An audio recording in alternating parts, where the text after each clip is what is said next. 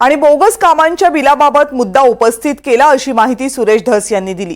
Bogus बिलांबाबत Ajit Pawar यांनी लेखी तक्रार मागितली आहे, त्यामुळे कोट्यवधी रुपयांची बिलं कशी अदा करण्यात आली या संदर्भातली लेखी तक्रार आपण करणार असल्याचं धस यांनी म्हटलं। बाचाबाची जी बैठकीमध्ये झाली त्याबद्दल जेव्हा धस यांना विचारलं त्यावेळेस बाचाबाची हा किरकोळ विषय आहे, बैठकांमध्ये असं होतं असंही सुरेश धस यांनी सांगितलं। जे बोगस पैसे वगैरे उचलण्यात आलेले होते त्या मुद्दा उपस्थित करायला लागल्याच्या नंतर अजितदादांनी सांगितलं लेखी पत्र द्या। मी त्याचे संपूर्ण लेखी पत्र तयार केलेले आहे। परंतु या जिल्ह्यामध्ये आताशी 73 कोटी रुपये बोगस उचलल्याचं मी रात्री जाहीर केलंय। परत ते सांगत नाही। मी आतापर्यंत त्याची जाहीर म्हणजे लेखी तक्रार केली नव्हती, आता मात्र मी त्याची लेखी तक्रार